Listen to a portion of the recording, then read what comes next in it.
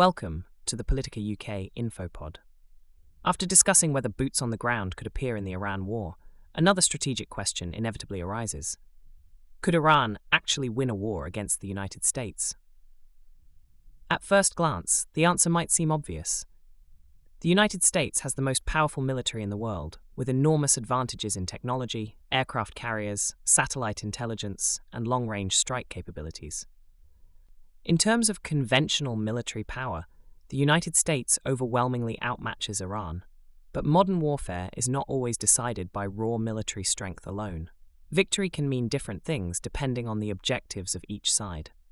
For the United States, winning a war might mean destroying military infrastructure, eliminating threats to shipping routes, or forcing political concessions from Iran.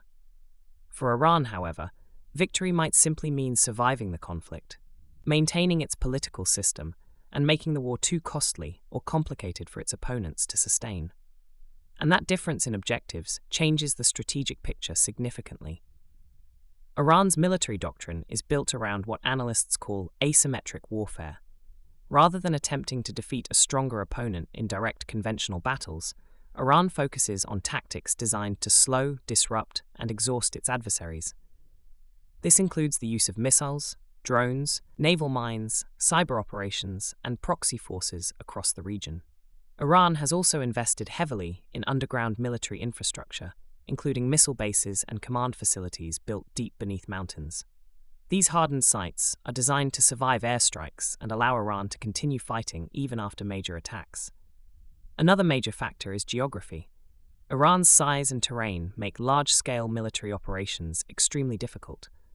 Mountain ranges, deserts, and densely populated cities create natural defensive advantages that complicate any invasion or occupation. Even powerful militaries can struggle to control large territories against determined resistance. Regional alliances also play a role.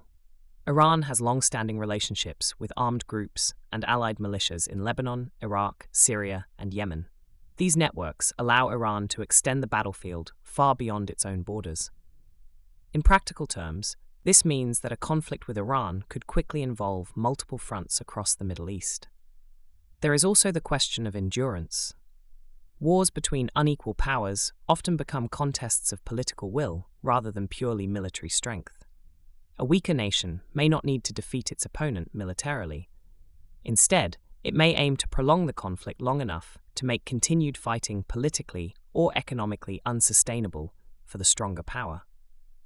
History offers several examples of this kind of dynamic.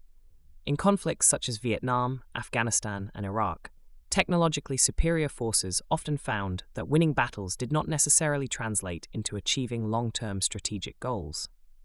So could Iran defeat the United States in a traditional military sense? That remains highly unlikely. But could Iran make the conflict extremely costly, complicated, and prolonged?